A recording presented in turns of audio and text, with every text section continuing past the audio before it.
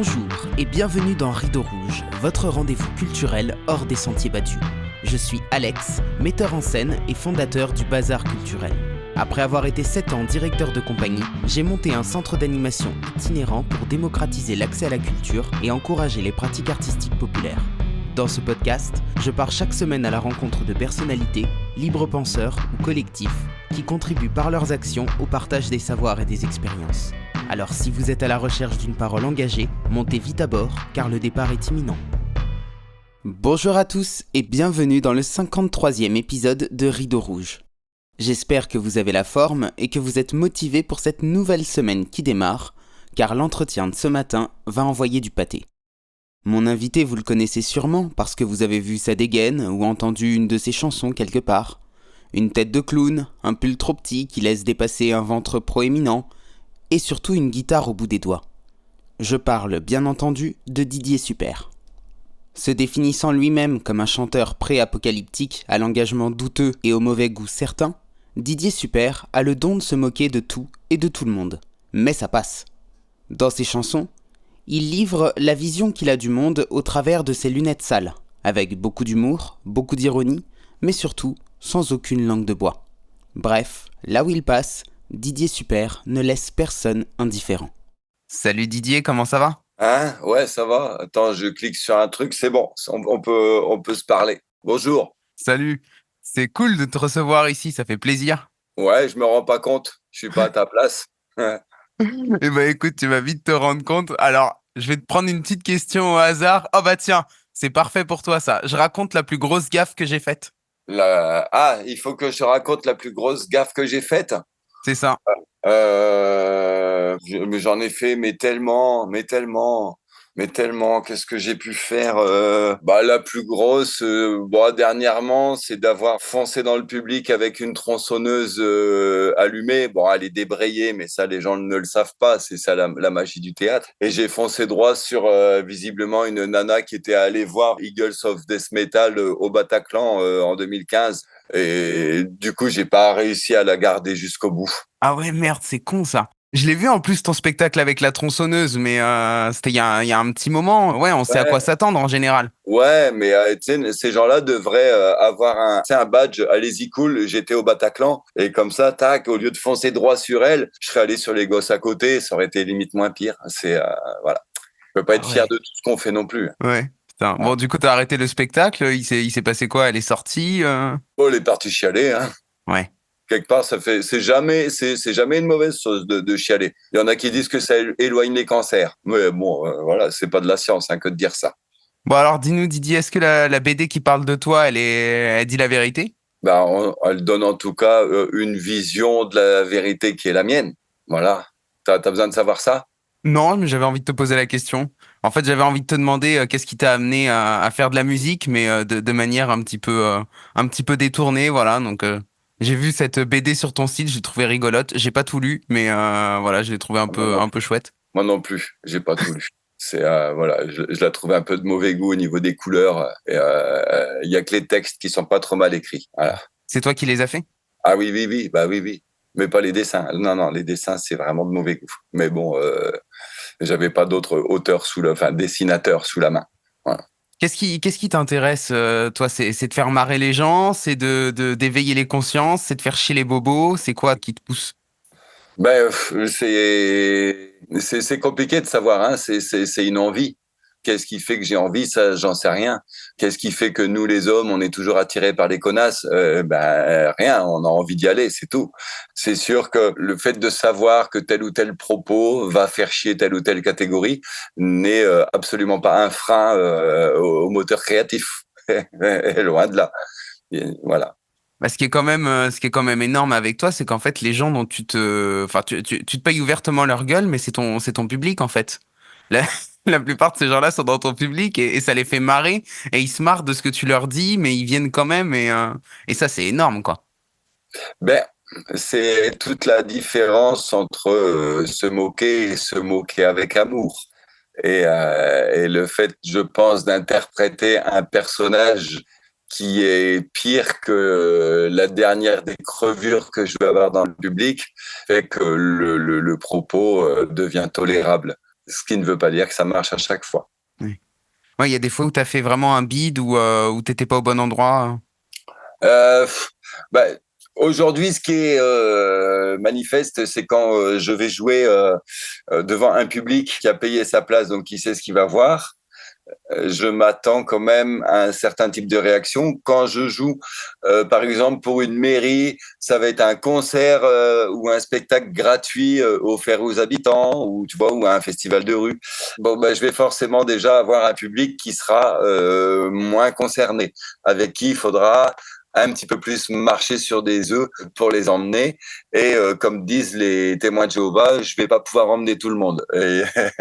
Et autre chose, je pense que même quand le public s'attend à ce qu'il va voir, tu peux rire de tel ou tel sujet, il n'y a aucun problème, mais dès que ça les touche, là, ça gueule. Et par exemple, en ce moment, sur les spectacles, je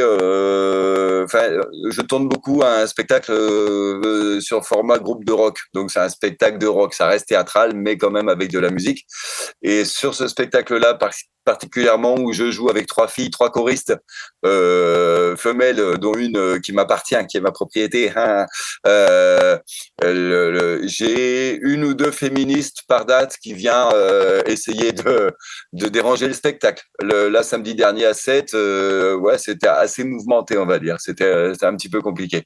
Mais c'est vraiment ce truc de je rigole à tout, mais ça, non. Là, les gens ont du mal aujourd'hui, je trouve, à prendre de la distance par rapport à ce qui les touche vraiment. Alors que ils n'ont aucun problème à imaginer. Si tu vois, si je tape sur le noir ou l'arabe, ben, c'est évident que la cible c'est le racisme. Si je tape sur l'homosexuel, on rigole de l'homophobie. Tu vois, je m'en fous de taper sur un homosexuel ou un noir. T'as Michel Leb qui fait ça depuis 40 ans et j'ai jamais trouvé ça terrible. Et voilà. Mais par contre, je tape sur la femme en prenant beaucoup de plaisir à interpréter le bon gros con de base misogyne, ce qui ne veut pas dire que les mouvements féministes, je le cautionne complètement, c'est un autre débat. Mais si je joue le gros con de misogyne, c'est évidemment que j'en suis un. Voilà, il y a beaucoup d'émotions, surtout en ce moment sur certains de ces sujets. Ouais, ouais, c'est dingue comment le débat s'est polarisé aussi depuis quelques années. J'ai un peu l'impression que c'est depuis la crise sanitaire. Est-ce que toi, tu as vu un avant, un après, ou est-ce que déjà en 2018-2019, il y avait des sujets qui étaient plus touchy que d'autres? Depuis les Gilets jaunes, déjà, on commençait à pénétrer cet univers de si t'es pas avec l'un, ça veut dire que t'es avec l'autre. Si t'es pas d'accord avec le narratif médiatisé, ça veut dire que t'es d'extrême droite. Et évidemment, avec la crise sanitaire, ça s'est exacerbé, ça a continué avec la guerre des Russes, ça a continué là avec l'Israélo-Palestine. Et il y a une espèce de 180 degrés. Tu sais, la version télévisée, et à l'opposé, à 180 degrés, tu as la version Odyssée. Je vais te dire, tu as les tréfonds d'Odyssée, toute la merde que tu peux ramasser sur Internet. Et puis chacun cherche son chemin de vérité entre les deux. Voilà. Et si on colle pas à l'un, ça veut dire qu'on colle à l'autre. Et c'est pareil, si t'es pas absolument convaincu que les vaccins sont une fabrication extraterrestre pour nous contrôler le mental avec une puce introduite par l'aiguille, ça veut dire que t'es un moujon qui regarde TF1. C'est assez étonnant.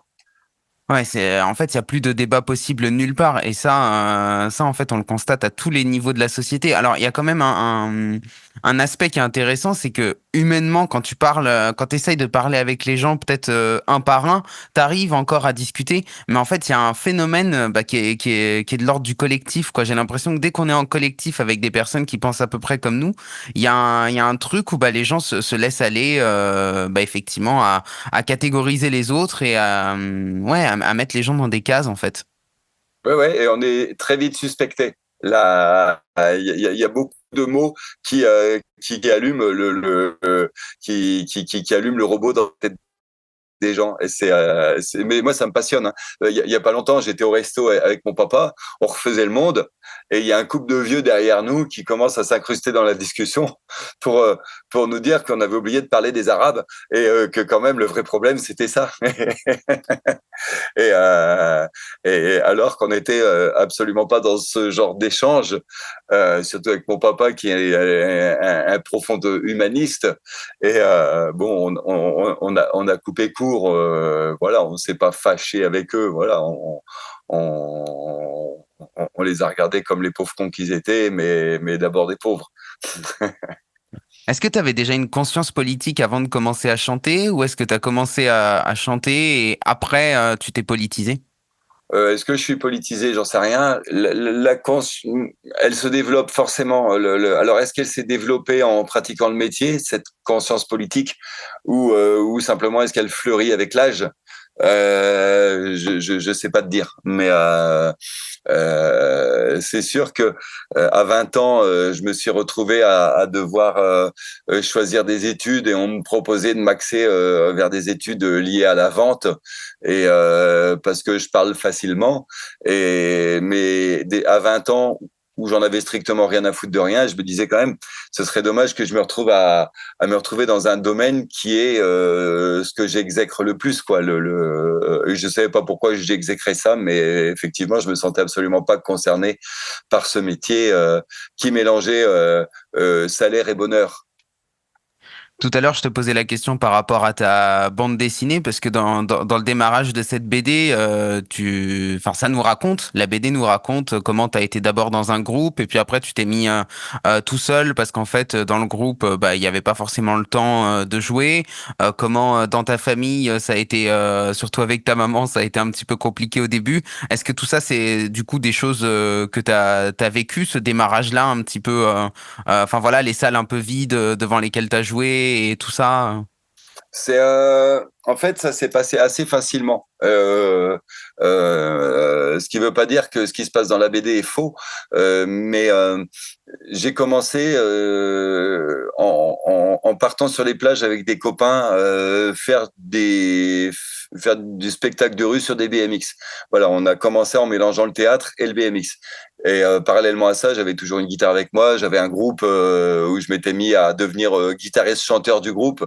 Et ce groupe, on l'a gardé quand même 14 ans, hein, donc ça va. Et, euh, et voilà, les choses se sont faites de manière à ce que très vite, on faisait la manche sur les plages avec nos vélos, les gens s'arrêtaient, se marraient, et puis bah, déliraient un petit peu sur ce qui était proposé en acrobatie sur le vélo. Et de 4, on est passé à 2. On a monté un spectacle à 2 avec celui qui fait Fabrice aujourd'hui avec moi sur scène. À 2, le spectacle a marché encore mieux que le précédent. Et de 2, bah, j'ai eu envie d'écrire des chansons dans la peau de ce personnage, donc tout seul. Et, euh, et comment te dire, je vivais déjà très bien du spectacle vivant en faisant des acrobaties à vélo. Et par contre, Didier Super, ça a été l'année 2003. J'ai fait que des crash tests parce que voilà, moi, c'était destiné à être un spectacle de rue. Didier Super, c'était voilà une poignée de chansons un peu tarées, un peu jusqu'au boutiste. Voilà. Et par exemple, je faisais des dépannages pendant le festival de Chalon. On a des copines qui trouvaient plus leur bande son. Le public était prêt sur le gradin, dans la cour. Bon bah ok, t'inquiète, je vais les occuper pendant que vous cherchez votre disque. Et j'ai vidé la moitié du gradin. J'avais joué au KS à Ris-Orangis. Dans ces années-là, pareil, j'ai vidé la moitié du KS. Oui, il y a eu des moments, mais super compliqués, quoi. Mais j'apprenais aussi mon métier, j'apprenais aussi peut-être de pas arriver trop en force pour pouvoir emmener les gens. Et il y a des gens pour qui tu peux rien faire, il y a des gens, il suffit d'avoir la bonne clé pour pouvoir les embarquer. Tu vois, c'est pas aussi binaire, quoi.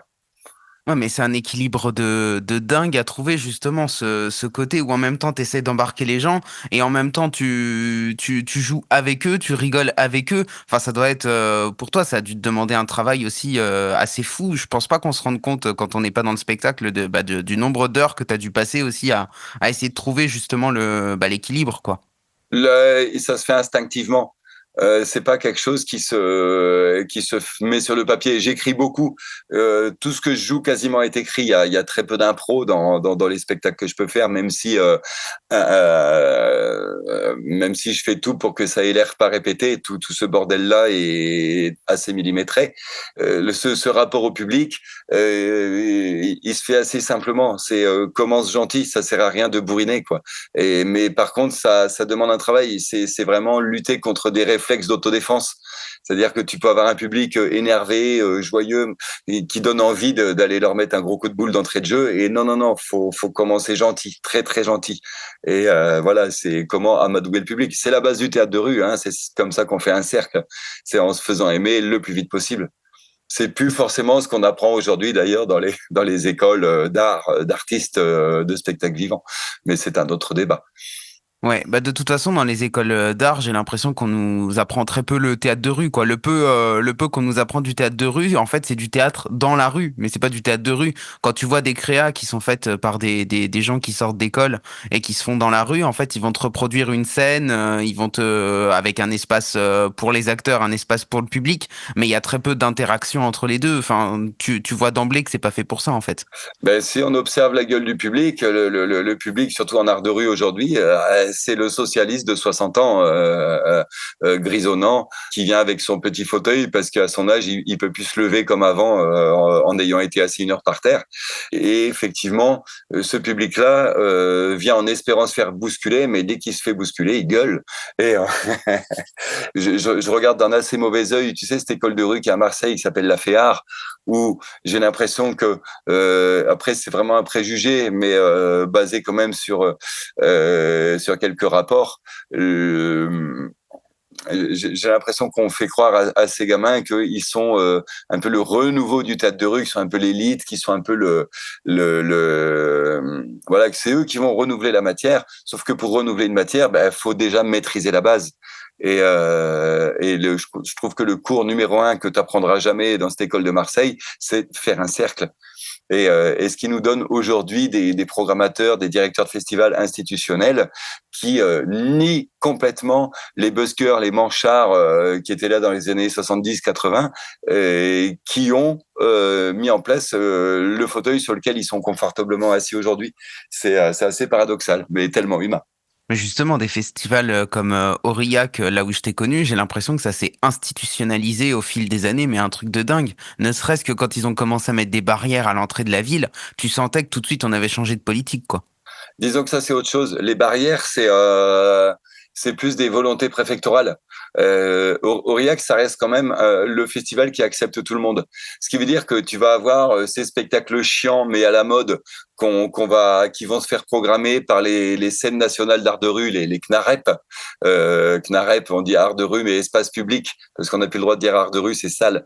Et voilà, donc tu vas avoir ces trucs chiants, ces spectacles conceptuels, tu sais, de femmes qui accouchent avec un sac poubelle et le public qui va comprendre toute la symbolique. Bon, bref, et tu vas voir ces spectacles-là, mais tu as aussi quand même t'as 900 spectacles, je crois, Aurillac, 7 ou 900, je sais plus, mais t'as quand même tout un tas de formes anarchisantes qui va continuer d'exister là-bas, puisqu'ils sont obligés de prendre tout le monde, c'est le cahier des charges du festival. Donc voilà, ces spectacles existent, mais ne sont plus programmés que dans des fêtes de village. Aujourd'hui, le vrai festival d'art de rue, c'est la fête de village qui va mettre un spectacle à 20h après la tombola et la foire au vin, quoi, tu vois. Et après, les barrières dans Aurillac, moi, je vois ça comme plutôt une volonté préfectorale et ministérielle sans doute de limiter, de maîtriser, de dompter ce festival d'activistes branleurs de gauche. Voilà. Mais c'est tout. C'est surtout arrivé après le strike de Nice en 2016. Et voilà, et mine de rien, tu vas à Châlons, c'est déjà beaucoup plus clean. Tu vas à Avignon, il y a quasi pas de problème. Mais à Aurillac, non, il y a toujours des cubes en béton et des checkpoints parfaitement inutiles, hein. Même les vigiles sont désolés de regarder ce qu'il y a dans ton sac pour parer à une éventuelle attaque terroriste. Est-ce que le monde de la musique il correspond à l'image que tu t'en étais faite avant de pratiquer ou est-ce que tu as eu des surprises Bah, disons qu'elle n'était pas bien reluisante avant de l'aborder, donc non, j'ai pas été déçu. Et que te dire, par le biais du monde de la musique, j'ai découvert cette économie du spectacle privé où l'artiste existe parce que et uniquement parce que il représente un certain poids en billetterie.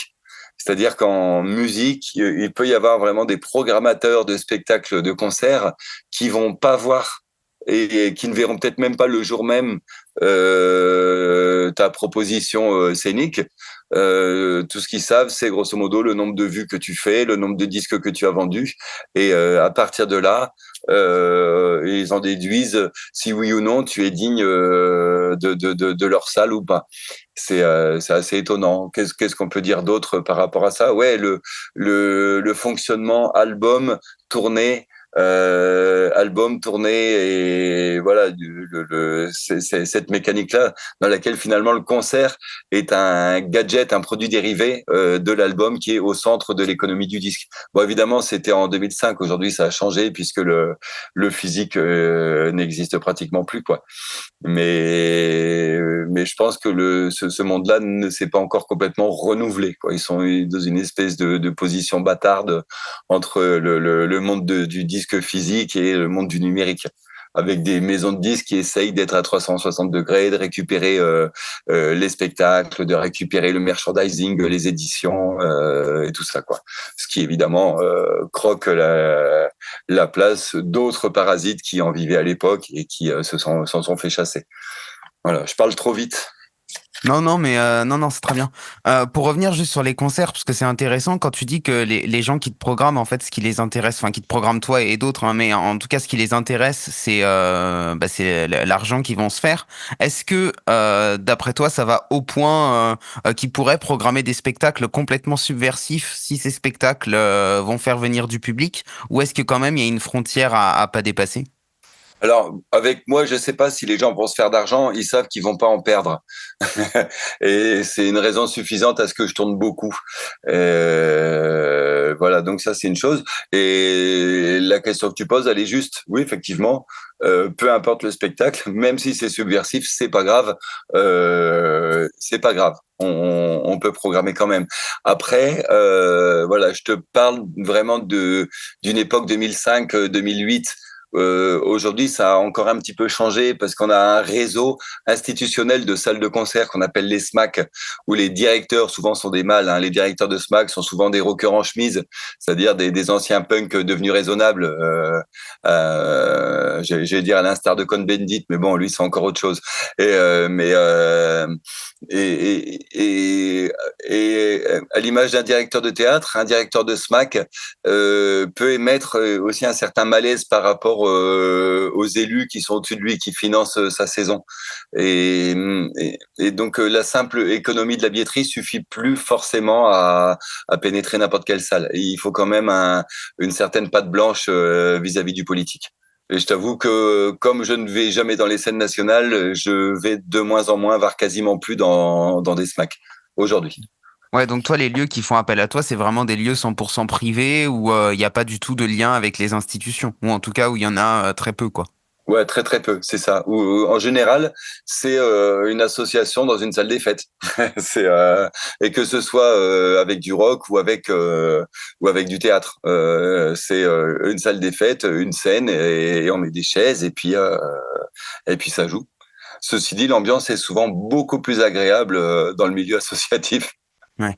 Ouais, en termes d'ambiance, ça doit être plus agréable. Après, en termes de conditions techniques, j'imagine que c'est aussi beaucoup plus light et parfois, enfin, voilà, si tu as envie de faire des spectacles un petit peu plus complexes, etc., ça doit être, voilà, tu dois pas forcément t'y retrouver, mais c'est vrai que ça doit faire aussi un équilibre. Ouais, mais je suis pas attiré par justement le trop de technique.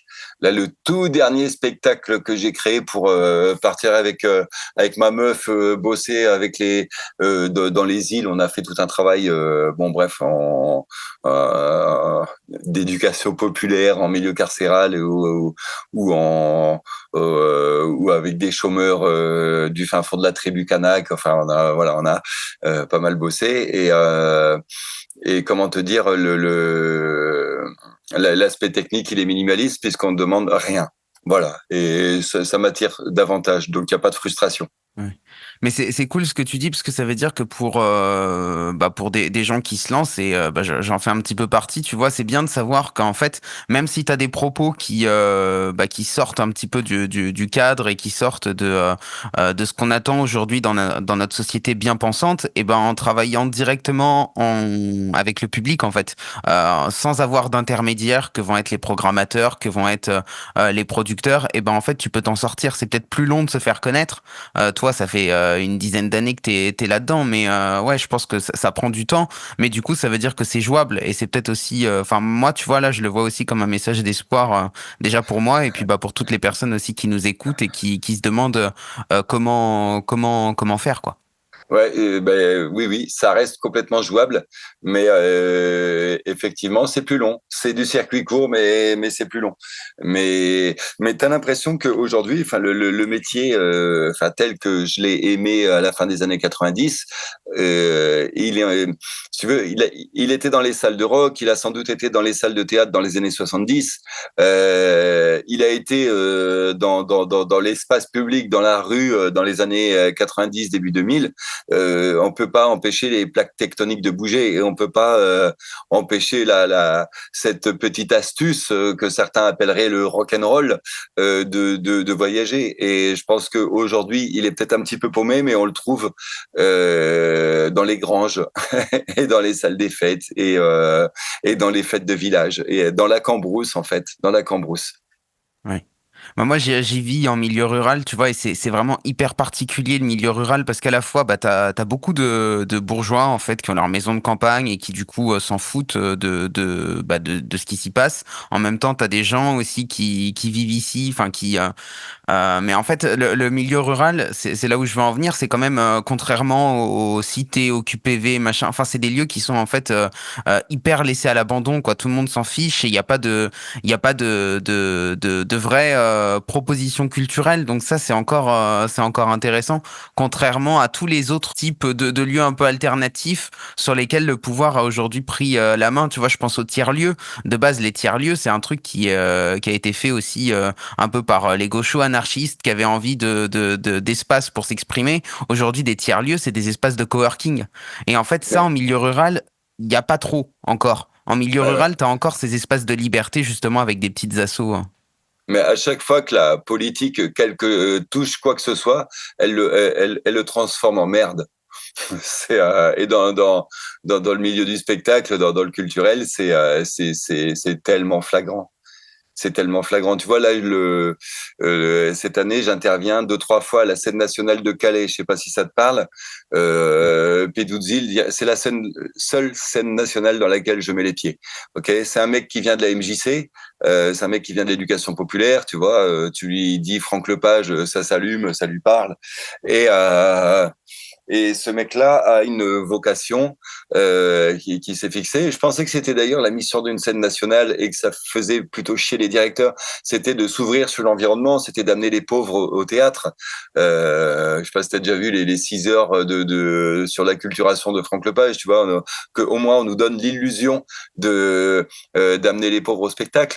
Bon, bah, la scène nationale de Calais peut se vanter auprès de sa direction régionale des affaires culturelles d'amener, enfin d'avoir des chiffres de remplissage exceptionnels.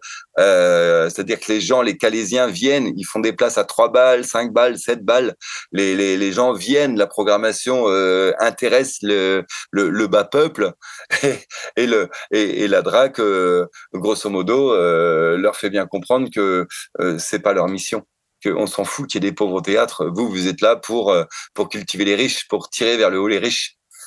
et en leur mettant ces propositions, tu sais, avec la femme qui accouche avec un sac poubelle qui sort de sa chatte et en poussant des cris de musique expérimentale et le public qui applaudit debout à la fin, de peur que ça se voit qu'ils ont rien compris et de peur de passer pour des idiots par conséquent. Voilà, les milieux de la culture politiquement correcte. Ouais, mais d'un autre côté, tu vois, j'imagine que si ça perdure, c'est qu'en même temps, il y a un rapport de force aussi qui est en faveur du théâtre, quoi. C'est-à-dire qu'ils ont peut-être plus d'intérêt aujourd'hui. Enfin, de ce que j'en ai compris, tu vois, mais en tout cas des rapports de domination, c'est que c'est toujours une histoire d'intérêt. Et si le pouvoir a plus d'intérêt à ce que le théâtre de Calais perdure et à y chercher des pauvres, y compris si ça les fait un peu chier pour tout un tas de raisons, et ben en fait, ils vont permettre au théâtre de maintenir sa programmation telle qu'elle est, quoi. Ah, mais détrompe-toi, il est en train de se faire dégager. Ah ouais, ok. Il est en train de se faire dégager et la grosse crainte là-bas, c'est de voir arriver un directeur de scène nationale avec des chaussures cirées et une haute idée de ce que doit être l'acteur, l'artiste et son public. Bah ouais, non, non, non, c'est pas pour l'instant si optimiste et si simple. Quand tu as commencé à chanter, j'ai l'impression que tu étais déjà pas très optimiste sur le monde. Tu disais on va tous crever. Aujourd'hui, c'est quoi ton regard? Bah, c'est un peu, je vous l'avais bien dit. Mais ceci dit, comment te dire, oui, bah, là-dessus, le regard sur le monde, il est vaste. Il y a quand même beaucoup de choses à dire. Je suis tombé récemment sur un débat, mais complètement lunaire, entre Michel Onfray, on aime ou on n'aime pas, mais je m'en fous de Michel Onfray, mais qui débat chez Tadi, pareil, on aime, on n'aime pas, je m'en fous de Tadi, avec un mec qui s'appelle Laurent Alexandre. Je sais pas si ce gars-là te parle.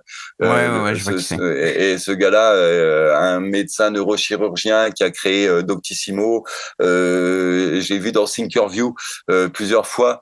Et ce gars-là, en préambule, c'est quelqu'un qui n'hésite pas à s'appuyer sur une étude canadienne pour te dire que les milieux populaires sont moins intelligents que les riches. Et c'est basé sur une étude, donc tu fermes ta gueule.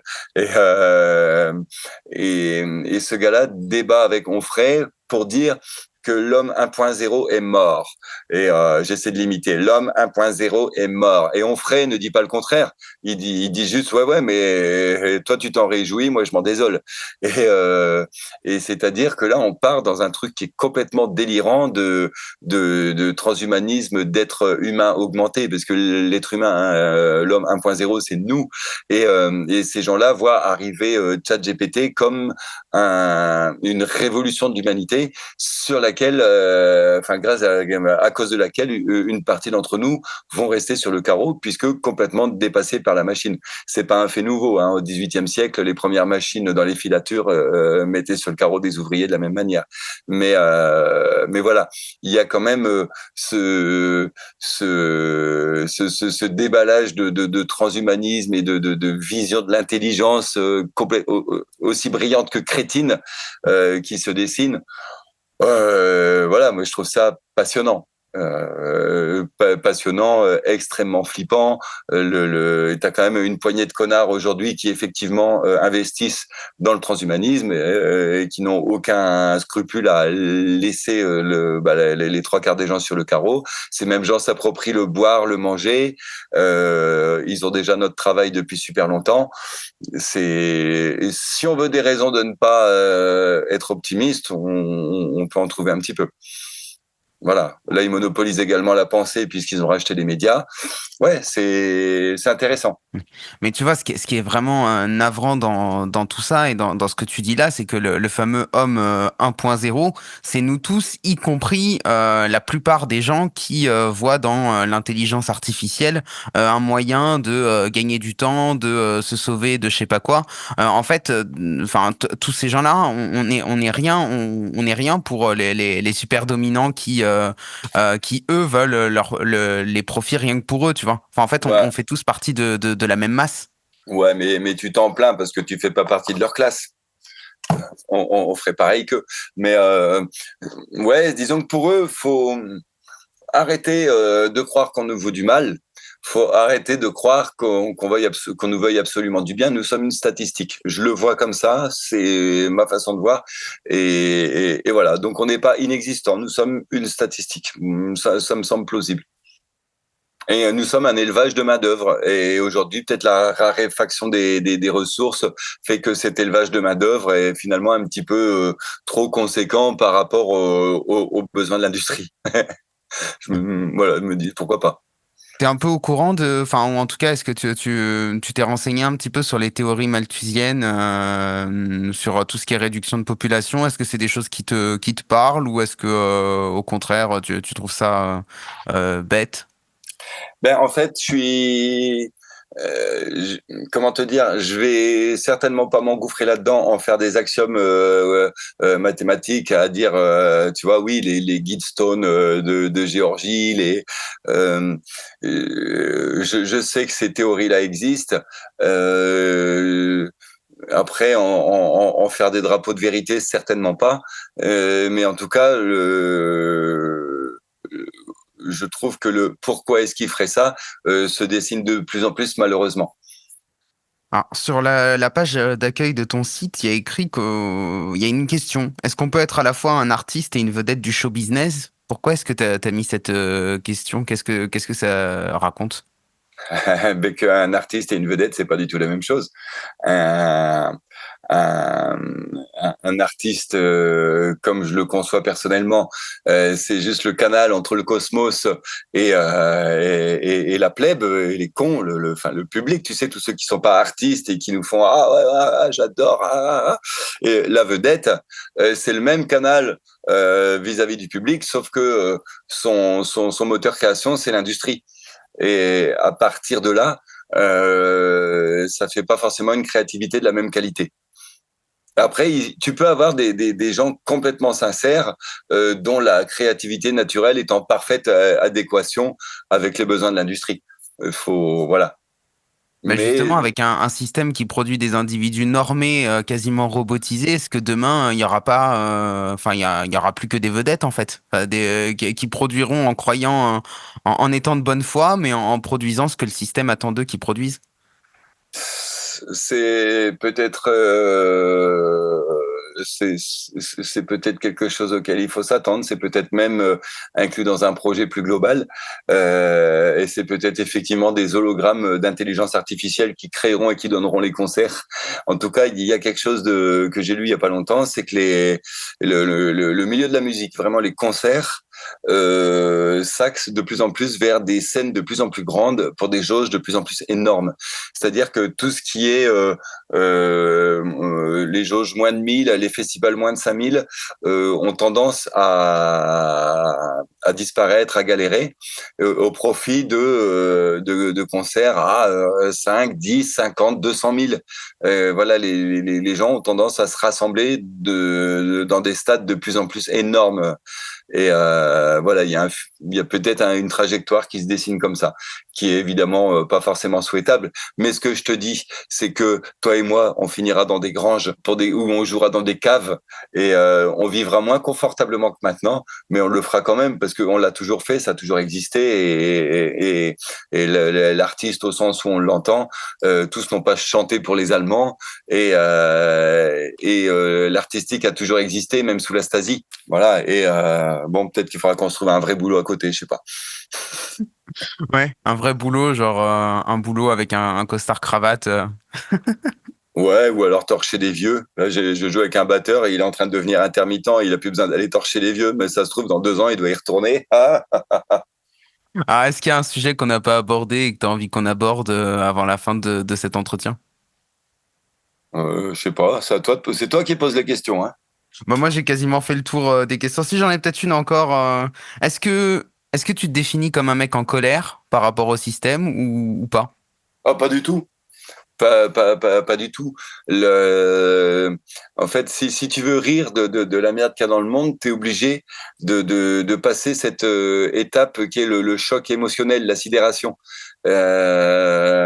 Et pour trouver un angle intelligent et enfin que je trouve intelligent, enfin en tout cas adapté à mon niveau d'intelligence qui est très bas, mais je fais avec ce que je peux. pour trouver l'angle qui me plaît, je suis obligé de passer cette étape de sidération et d'être un peu dans le détachement. Et on peut pas être en colère, hein. On peut pas être en colère. Enfin, ça sert à rien. Évidemment que tout est fait pour qu'on soit en colère, et ça veut pas dire que tu te résignes. Tu vois, j'ai même beaucoup d'admiration pour la façon de faire de nos élus, de nos élites.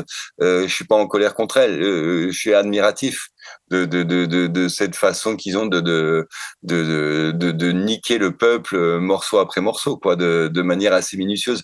Moi, je te disais tout à l'heure, je suis habitué, j'adore faire du spectacle à l'apparence bordélique, mais avec un fond millimétré. Et des fois, j'ai l'impression de prendre un cours avec ce gouvernement. J'arrive à ma dernière question. Si tu avais le pouvoir de changer le monde, si tu avais une baguette magique, par où est-ce que tu commencerais? Ben en fait, ouais, j'ai vu qu'il y avait cette question-là, qu'il fallait la préparer, mais j'ai vu ça il y a 5 minutes, enfin avant de commencer. Mais de toute façon, la réponse, elle est très claire. Il faut surtout pas changer quoi que ce soit. J'aurais trop peur de faire pire. Et, tu sais, tu veux faire le bien à un endroit, ben tu sais, c'est souvent creuser un trou pour en boucher un autre. Ce que je pense, c'est que quoi qu'ils soient en train d'inventer pour accéder à des intérêts qui sont les leurs, je suis quand même assez profondément humaniste, et je pense qu'un être humain, ça vaut beaucoup mieux que n'importe quel projet qui soit en train de se dérouler actuellement. Et je pense que l'humain, comme une rivière qu'on essaie de dévier de son lit, finira de toute façon par reprendre sa place. On est en train de nous déshumaniser, ok, mais je pense que ça reprendra sa place. Mais le tout est de savoir quand et à quel prix. Effectivement, il y a peut-être du malthusianisme dans l'histoire et beaucoup d'eugénisme aussi. Est-ce que c'est vrai? Est-ce que ça verra le jour? Est-ce que tout ça, on ne sait pas. Et c'est justement parce qu'on ne sait pas que la vie est belle. C'est que on sait qu'on va se faire niquer, mais c'est pas sûr. Et sur ces belles paroles, je te propose qu'on conclue notre entretien. Merci Didier. Eh ben, quand on peut dépanner, hein. Allez, je me remets au boulot. À plus tard. Salut, à bientôt. Nous voilà à la fin de cet entretien. Non mais quel personnage! Il y aurait comme souvent beaucoup de choses à dire, mais si je devais ne retenir que 3 points essentiels pour moi, je dirais tout d'abord qu'il faut toujours avoir en tête que l'objectif est de plaire à son public. Didier Super évoque brièvement la différence entre se moquer et se moquer avec amour. Mais cette distinction me semble assez fondamentale. En fait, tout est une question d'équilibre, et il le dit d'ailleurs lui-même, malgré une apparence bordélique, ces spectacles sont finalement très millimétrés. Didier Super vient du théâtre de rue, et il nous rappelle que dans le théâtre de rue, il faut savoir se faire aimer le plus vite possible pour que les gens aient envie de rester.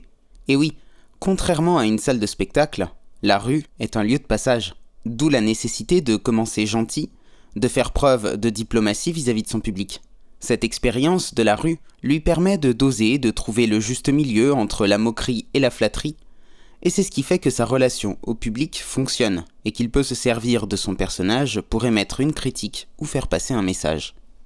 Ensuite, que c'est l'artiste qui pose la convention de départ, le ton du spectacle. Son personnage n'est qu'un personnage, Didier Super est une invention. Ce misogyne, homophobe, raciste qui prend la parole sur scène n'existe pas dans la vraie vie. Mais l'auteur l'utilise pour se moquer de ses comportements. Comme le dit Didier dans l'entretien, il ne veut pas taper sur l'homosexuel, mais critiquer l'homophobie. D'où la nécessité, dans ce rapport artiste-public, d'instaurer dès le démarrage la convention que ce que l'on va voir, c'est du second degré. À ce sujet, Didier nous dit que ce discours est de plus en plus difficile à tenir à l'heure où le débat se polarise. À l'époque gréco-romaine, on allait justement au théâtre pour purger nos passions et voir sur scène les comportements obscènes qu'on ne pouvait pas avoir dans la vraie vie. C'était ce qu'on appelait la catharsis. Mais cette notion semble visiblement très dépassée à l'heure de la cancel culture. Enfin, que pour un artiste, le fait d'être en lien direct avec son public permet d'assurer une certaine liberté et de se passer dans une certaine mesure des intermédiaires que sont les programmateurs et la presse. Plus un artiste est connu, donc bankable, comme disent les Américains, plus on sera tolérant vis-à-vis de son propos, y compris si celui-ci sort un peu du cadre de la bien-pensance. Évidemment, construire un lien direct au public est un chemin beaucoup plus long, mais aussi beaucoup plus pérenne. Je suis convaincu que les carrières qui se construisent petit à petit sont beaucoup plus solides en fin de compte que celles qui explosent du jour au lendemain.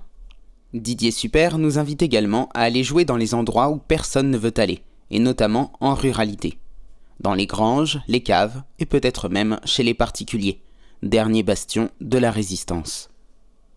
Si le podcast vous a plu, n'oubliez pas de lui laisser une note positive et de vous abonner si ce n'est pas déjà fait.